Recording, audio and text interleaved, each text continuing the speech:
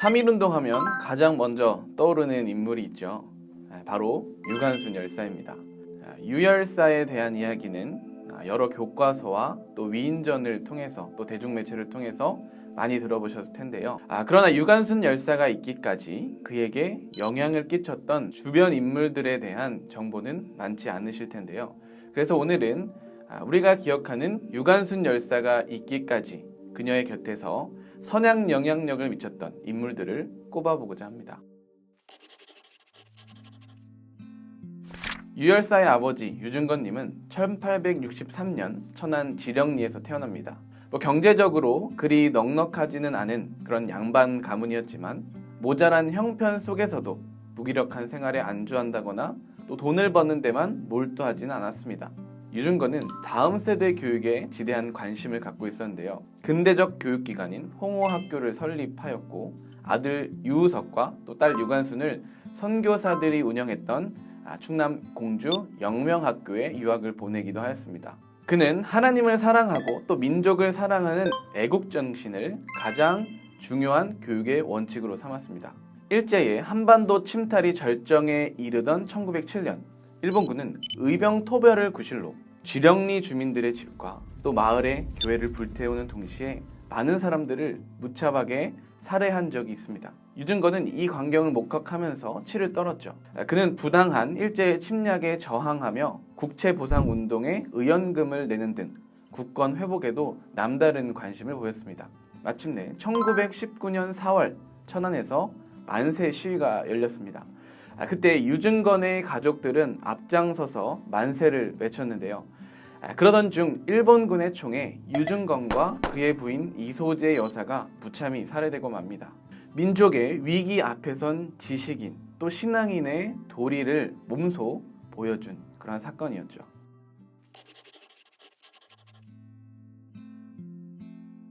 앨리스 샤프 선교사는 1900년 미국 북감리의 해외 선교부에서 조선으로 파송을 받아 23살의 젊은 나이에 한국에 왔습니다. 1905년 충남 공주로 내려와서 충청 지역의 최초 근대 학교인 영명학교를 설립하였고 주위에 여성들과 또 어린이들을 위한 그런 교육 사업을 진행했는데요. 특히 이 샤프 선교사가 유관순의 제목을 알아보고 또 그녀를 데려다가 자신의 양녀로 삼고 자신이 설립한 그 영명학교에서 중등 과정 2년을 가르칩니다. 그리고 자신이 일하던 이화학당의 교비 장학생으로 유학을 보내줍니다.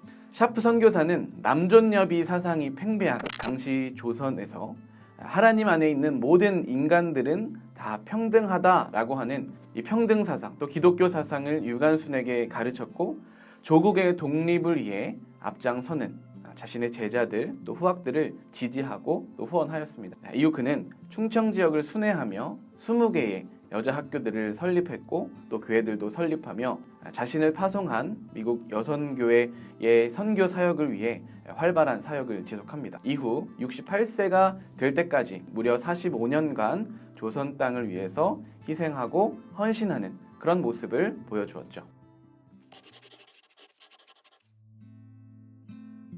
손정도 목사는 중국에서 선교와 또 독립운동을 해오다가 추방을 당했습니다.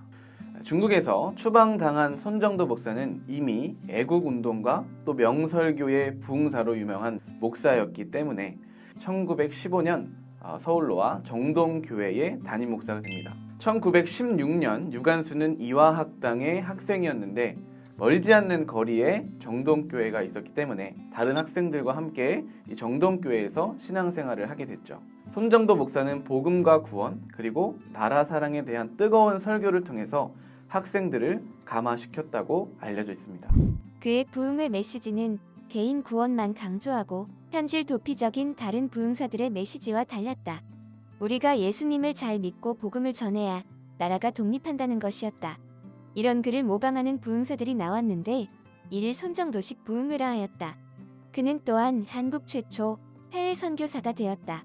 손정도 목사는 1919년 3.1운동 직전에 중국으로 망명하여 상해 임시정부 조직에 참여, 의정원 원장을 역임한 인물로 1924년 이후 1931년 별세할 때까지 만주 길림에서 목회를 합니다.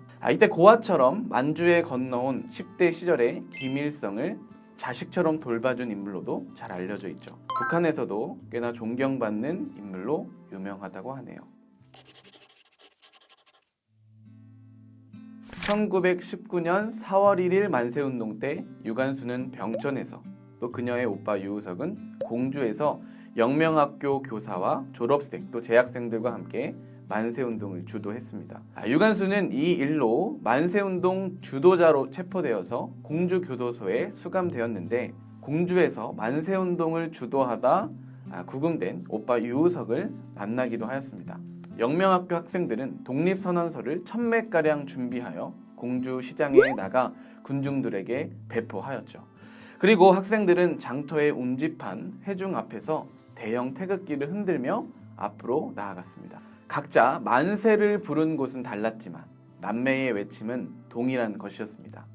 간절한 외침의 내용은 단 하나, 대한독립 만세였습니다. 이 남매의 애절하고 또 경건한 행동은 많은 이들을 감화시켰습니다. 추록 후에도 유우석은 독립운동을 계속하였고 1968년 사망하게 됩니다. 3.1운동 100주년을 맞은 지난 2019년 개봉한 영화 한거는 유관순이 수감되었던 서대문 형무소 여사옥 8번 방의 이야기를 그리고 있는데요.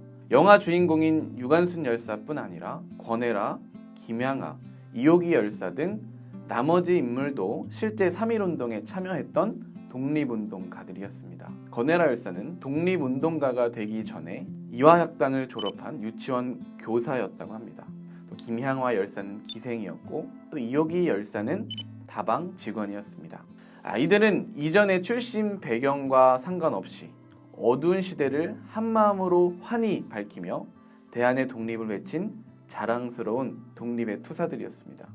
좁은 방 안에 갇혀 밥도 제대로 먹지 못하고 또 잠도 누워서 잘 수 없었지만 유관순 열사와 8번 방의 열사들은 끝까지 서로를 붙잡아주고 또 일으켜주며 독립혼을 불태웠습니다.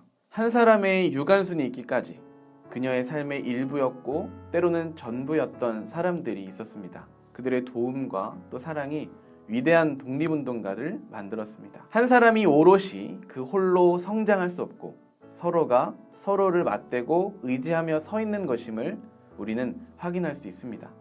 우리가 잘 아는 한문의 사람인이라고 하는 글자가 두 사람이 서로 기대어 선 모양인 것처럼 우리의 삶 또한 서로를 부둥켜 안고 또 서로에 기대어 사랑하며 더불어 서로를 위대하게 만들어가는 그런 의미 있는 인생이기를 바라봅니다.